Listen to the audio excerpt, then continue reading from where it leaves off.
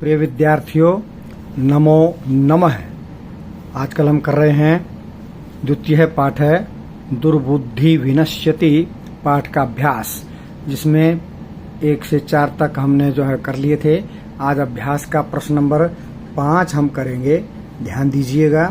प्रश्न नंबर 5 है पूर्ण वाक्येन उत्तरत्। पूर्ण वाक्य में उत्तर देना है। पूरे वाक्य में उत्तर दीजिए। तो पूरे वाक्य में उत्तर देने का सबका हमें पता होना चाहिए कि इसमें प्रश्नवाचक शब्द कौन सा है, और उस प्रश्नवाचक स्थान पर जो प्रश्नवाचक शब्द है उसके स्थान पर उत्तर वाला शब्द लिख दें तो पूरी पंक्ति ही उत्तर वाली बन जाती है। तो ध्यान दीजिएगा। सबसे पहले हम ढूंढेंगे प्रश्नवाचक शब्द कौन सा है। कच्छप है कुत्र गंतुम इच्छति। कच्छप कछुआ, कुत्र कहाँ, गंतुम जाना चाहता है। तो प्रश्नवाचक शब्द क्या हुआ इसमें? कुत्र। मैं वैसे निशान लगा रहा हूँ, आपको निशान नहीं लगाना है, आपको समझना है। तो यहाँ कुत्र के स्थान पर उत्तर वाला शब्द आएगा। बाकी देख करके लिखना। हमने कच्छप लिखेंगे पहले, मैं लिख रहा हूँ क्योंकि यहाँ आ सकता है। जो नहीं आएगा तो उसमें बता दूंगा, भाई आप ऐसा लिख लीजिएगा। तो सबसे पहले लिखेंगे हम कच्छप है, उसके बाद कुत्र प्रश्नवाचक शब्द है, उसके स्थान पर लिखना हमने उत्तर वाला शब्द। तो कुत्र के स्थान पर लिखेंगे अन्यत्र।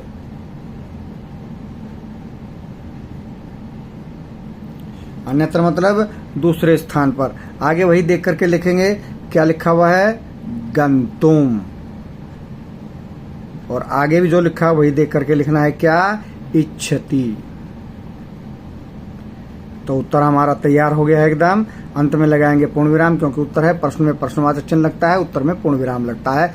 तो कुत्र के स्थान पर आया अन्यत्र। बाकी देख करके लिखेंगे हम कच्छप है अन्यत्र गंतुम इच्छति। कच्छप है अन्यत्र गंतुम इच्छति, उत्तर हो गया है। अगला प्रश्न देखिए। कच्छप है कम उपायम वदति। कछुआ कम मैंने कौन सा उपाय, मैंने उपाय, वदति मैंने बताता है। कछुआ कौन सा उपाय बताता है। तो इसमें प्रश्नवाचक शब्द क्या है? कम। तो कम नहीं लिखना है, ठीक है जी। यहाँ से लिखना शुरू करेंगे हम। कच्छप है उपायम वदति, फिर प्रश्नवाचक शब्द नहीं आएगा, फिर डैश आएगा। यानी कि मैं उत्तर पूरा नहीं पूरा इसके आगे लिखेंगे, ये लिखना ही है आपने। कच्छप है उपायम वदति, ये प्रश्नवाचक चिन्ह नहीं आएगा, फिर डैश, फिर आगे आप पीछे से जैसे लिखा हुआ है क्या? युवाम काष्ठदंडम धृत्वा। ठीक है, लिखा कि नहीं लिखा? ये यहां से ये लिखा हुआ है। युवाभ्याम से है आकाश मार्ग गंतुम इच्छामि। फिर उत्तर दिया, क्या उत्तर दिया? युवाम काष्ठदंडम एकम चंचवा धार्यताम अहम काष्ठदंड मध्य अवलंबे युवयो पक्षबलेन सुखेन गमिष्यामि। दिख रहा है ना ये? तो हम लिखते हैं, चलो जहाँ पर उत्तर आप ध्यान दीजिएगा। ये लिखिएगा पहले। कच्छप है उपायम वदति। कच्छप उपाय बोलता है। क्या उपाय बोलता है? डैश लगाएंगे, फिर लिखेंगे युवाम। युवाम तुम दोनों। तुम दोनों कौन? दोनों हंस। काष्ठदंडम। काष्ठदंडम लकड़ी का डंडा। काष्ठदंडम कहाँ से पकड़ना है उसको? चंचुआ।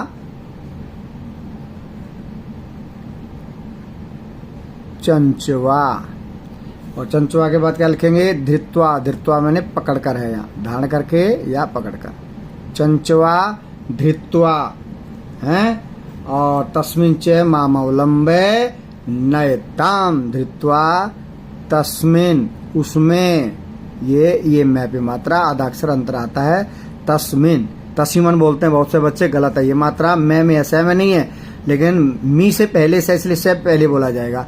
तस्मिन्, ठीक है। तस्मिन् च, और उसमें। ठीक, आगे भी लिखेंगे माम, मुझे। अवलंब्य। अवलंब्य मैंने लटका कर। उसके बाद क्रिया आएगी क्या?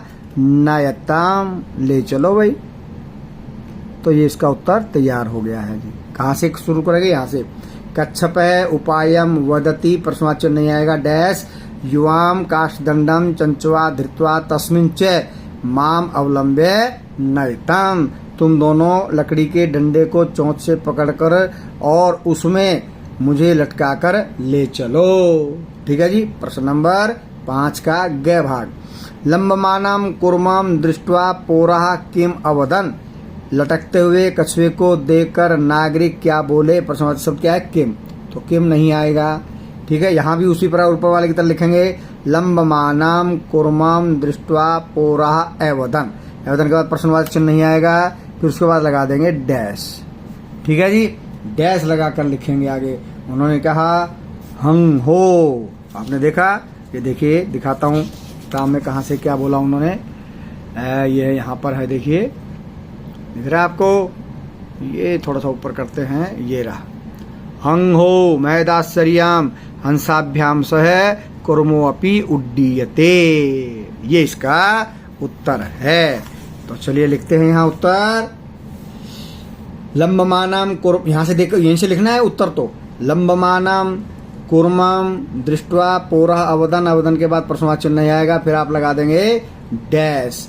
और डैश लगा करके क्या लिखेंगे? वही जो मैं वहां ऊपर दिखाया है, हंग हो। ठीक है, फिर आएगा हंगो का अर्थ अहो महद आश्चर्यम, बहुत बड़ा आश्चर्य है। महद आश्चर्यम।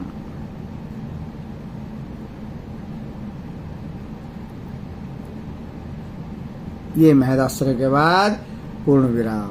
फिर आगे क्या लिखा इसके? इसी का उत्तर लिख रहे हैं यहाँ। हंसाभ्याम सह, दो हंसों के साथ। हंसाभ्याम दो हंसों के साथ। सह कुर्मः कछुआ अपि भी उड्डीयते। उड्डीयते उड़ रहा है।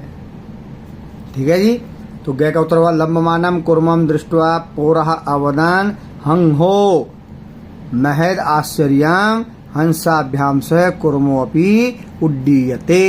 चलिए अब पहुंचते कहाँ? चौथे प्रश्न में। क्या है चौथा प्रश्न?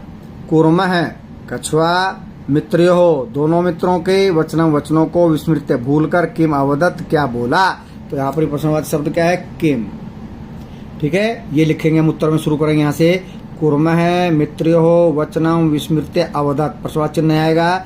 अवदत के बाद फिर लगा देंगे हम ये डैश इस तरह। अवदत के बाद अब यहाँ पर नहीं लगाएंगे क्योंकि आगे लिखा हुआ है, नीचे लिखेंगे इसका उत्तर। अवदत ये नहीं आएगा, डैश लगाएंगे। और अवदत के बाद उसने क्या बोला था? यूयम तुम सभी भस्म राख खादत, खाओ। उसके बाद है इति। इति के बाद पूर्ण विराम। ये इसका उत्तर हो गया। किसका? घ का। कुर्म है मित्रो हो वचनम विस्मृत्य एवदत। एवदत के बाद डैश यूयम भस्म खादत इति, तुम राख खाओ। तो प्रश्न नंबर 5 कंप्लीट हुआ, पूरा हुआ। चलते हैं प्रश्न नंबर 6 की तरफ। घटना कर्मानुसारम। प्रश्न को ध्यान से पढ़ें और फिर हम उसका उत्तर देंगे। तो भाई घटना कर्मानुसारम, घटना कर्म के अनुसार। घटना कर्म मतलब जो घटना पहले घटी उसको पहले लिखेंगे, जो घटना बाद में घटी उसको बाद में लिखेंगे। घटना कर्मानुसारम वाक्यानि लिखत। घटना कर्म के अनुसार वाक्यों को लिखो, अर्थात जो घटना पहले घटी पहले, जो बाद में घटी बाद में। तो ये 1 2 3 4 5 6 7 8 वाक्य हैं जो आगे पीछे लिखे गए हैं। इनमें हमने सबसे पहले जो लिखना है उसके आगे लिख देंगे हम 1, जो दूसरे नंबर पे आएगा उसके आगे लिख देंगे 2, जो सबसे नीचे आएगा उसको लिख देंगे नंबर 8। तो चलिए देखते हैं इसमें सबसे पहले कौन सा आएगा। सभी को हम ध्यान से पढ़ेंगे और ध्यान से पढ़ करके फिर निशान लगाएंगे कि सबसे पहले कौन सी पंक्ति आनी चाहिए। यदि हमने ध्यान से पाठ को पढ़ा है तो हम निशान लगा सकते हैं, क्रम अनुसार लिख सकते हैं। तो सबसे पहले क्या आना चाहिए? पूरे ध्यान से देखने के बाद क्या आएगा इसमें सबसे पहले? ध्यान लगाइए।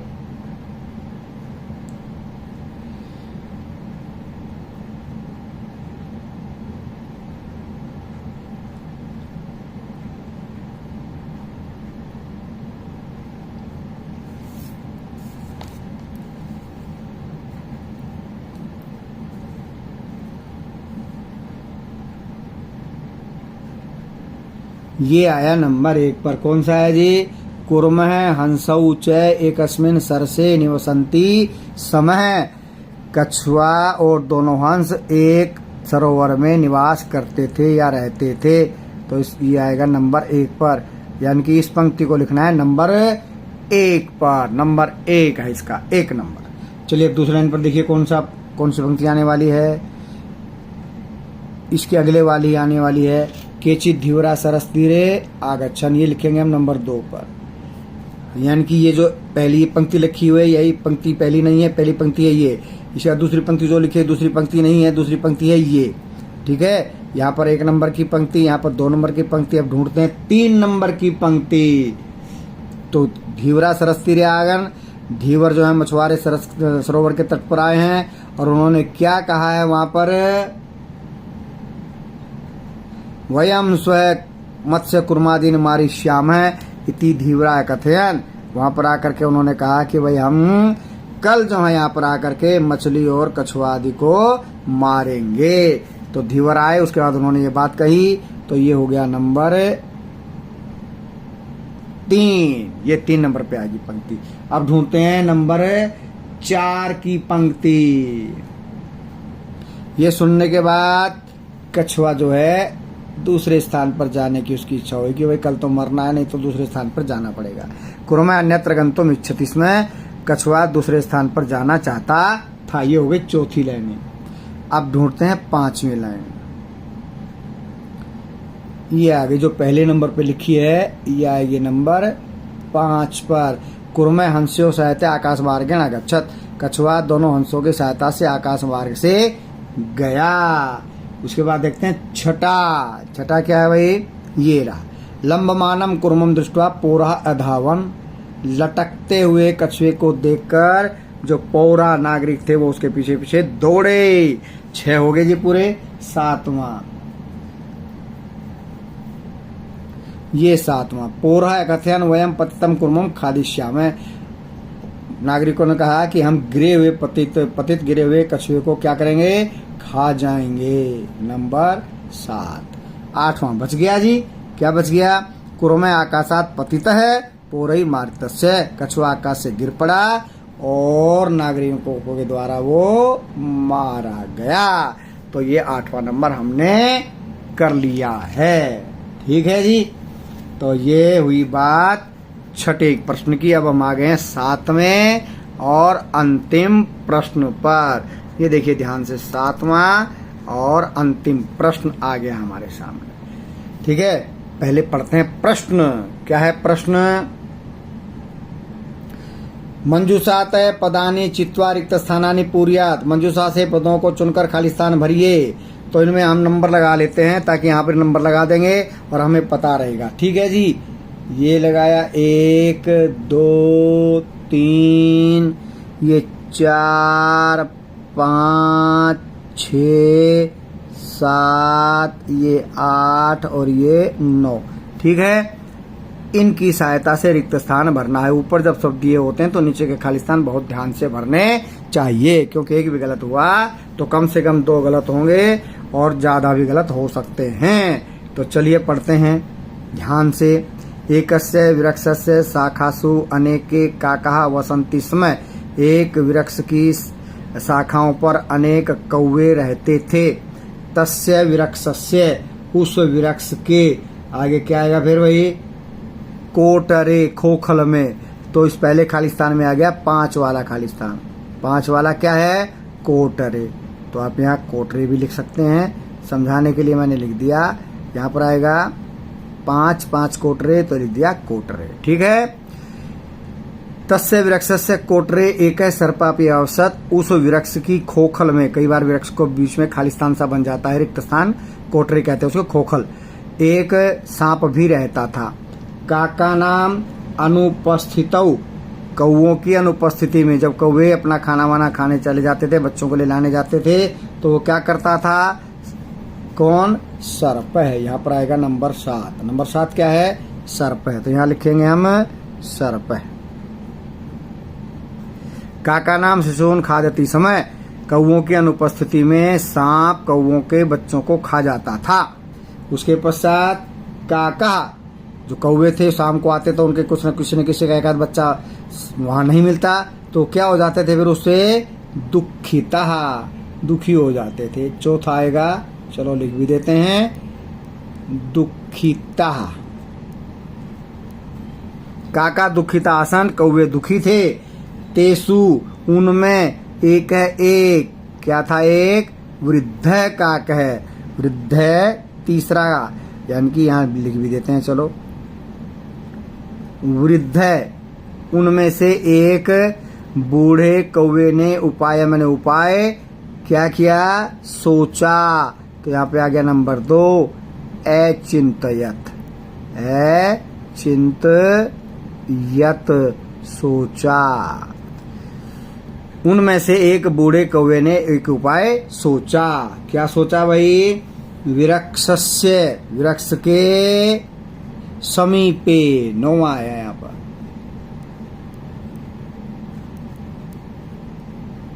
विरक्षस्य समीपे जलाशय आसीत, वृक्ष के निकट ही तालाब था, सरोवर था। वहां पर क्या होता था भाई, तत्र एका राजकुमारी स्नातुम, स्नान करने के लिए, ये नंबर 1 जलाशयम, जलाशयम, सरोवर पर आती थी, आगच्छति समय आती थी। शिलायाम स्थित, पत्थर पर रखे हुए, तस्या आभरणम, उसके आभूषणों को क्या करो भाई, आदाय, नंबर 8, आदाय लेकर। एक है काके, एक कौवा, वृक्ष से ऊपरी स्थापित, वृक्ष के ऊपर स्थापित कर दे।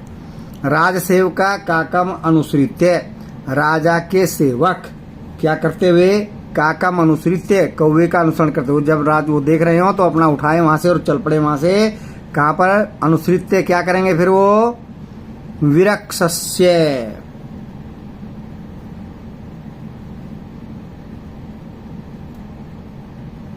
वृक्ष के समीप अगच्छन गए, कौवों ने उसका अनुसरण किया और वृक्ष के नीचे पहुंच गए। तत्र ते तम सर्पम च मार्यन, उन्होंने वहां पर उस सांप को मार दिया। अतएव उक्तम, इसलिए कहा गया है, उपायेन सर्वम सिद्ध्यति, उपाय से सब कुछ संभव हो जाता है। तो ऐसी कोई चीज नहीं है जिसके लिए कोई उपाय नहीं हो, कोई कठिन कार्य है तो उसके लिए उपाय पूछना चाहिए, उपाय जान लेना चाहिए, उपाय से सब कुछ सिद्ध हो जाता है। यहाँ पर अभ्यास हो जाता है पूरा, लेकिन इसके नीचे लिखा हुआ है, देखिए आप क्या लिखा हुआ है, ध्यातव्यम, ध्यान दीजिए। क्या ध्यान दीजिए, वही ध्यान क्या है, इयम कथा पंचतंत्रम इति ग्रंथात् संपादितम कृता उद्धृता, यह जो कथा है पंचतंत्र से संकलित करके ली गई है। पंचतंत्र से लेख के विष्णु शर्मा, पंचतंत्र के लिखने वाले विष्णु शर्मा हैं। पंचानाम तंत्राणाम समाहार है पंचतंत्रमिति, 5 तंत्रों का जो समूह है उसी को पंचतंत्र कहते हैं। अतः पंचतंत्र से 5 भागा संति, इसलिए पंचतंत्र के 5 भाग हैं, 5 अध्याय हैं, 5 पाठ हैं, कुछ भी आप समझ लें। वो क्या क्या है, नंबर 1 मित्र भेद है, मित्र भेद, नंबर 2 मित्र लाभ है, मित्र लाभ, नंबर 3 संधि विग्रह है, संधि विग्रह, हिंदी में विसर्ग नहीं आएगा, संस्कृत में विसर्ग आएगा। नंबर 4 लब्ध प्राणास है, और नंबर 5 अपरीक्षित कारकम। ठीक है जी। अस्मिन पाठे अनवसरे भाषण कथम सर्वनाश भवति इति दर्शितम, इस पाठ में बिना समय के बोलने पर कैसे सर्वनाश हो जाता है यह दिखाया है। तो बिल्कुल भी कछुए को बोलना नहीं चाहिए था, वो बिना समय के बोला, इसलिए क्या हुआ, उसका विनाश हो गया। कवचित, कहीं पर, मौनम, मौन, कार्य साधकम भवति, कार्य को सिद्ध करने वाला होता है। इसलिए सोच विचार कर जहां पर चुप रहना हो वहां पर चुप रहना चाहिए, मौन रहना चाहिए। यथा उक्तम, जैसे कहा गया, यथा जमा उक्तम यथोक्तम, जैसे कहा गया। क्या कहा गया है, विभूषणम, विभूषणम मौनम, में ए मिला हुआ है, अपंडिता नाम, विभूषणम मौनम अपंडिता नाम, अपंडित मतलब मूर्खों का, मूर्खों का आभूषण क्या है, मौनम, चुप रहना, मूर्खों को चुप रहना चाहिए, है ना, वो उसका आभूषण है। अगर वो बोलने लगा तो क्या होगा, मूर्खो ही शोभते तावत, मूर्ख तभी तक, तावत माने तभी तक, शोभते शोभित होते हैं, यावत तब, जब तक किंचित न भाषते, कुछ बोलते नहीं है, यानी कि वो बोलेंगे, बोलते पता चल जाएगा कि ये मूर्ख है। इसलिए मूर्खों का आभूषण है चुप रहना। तो आज के लिए ये अभ्यास संपूर्ण हुआ। मिलते हैं कल इसके अतिरिक्त जो प्रश्नोत्तराणी है उनको लेकर के। तब तक के लिए सबको नमो नमः। आप बने रहिए संस्कृत शिक्षा चैनल के साथ। लाइक, शेयर और सब्सक्राइब अवश्य कीजिएगा। जयतु सुर भारती।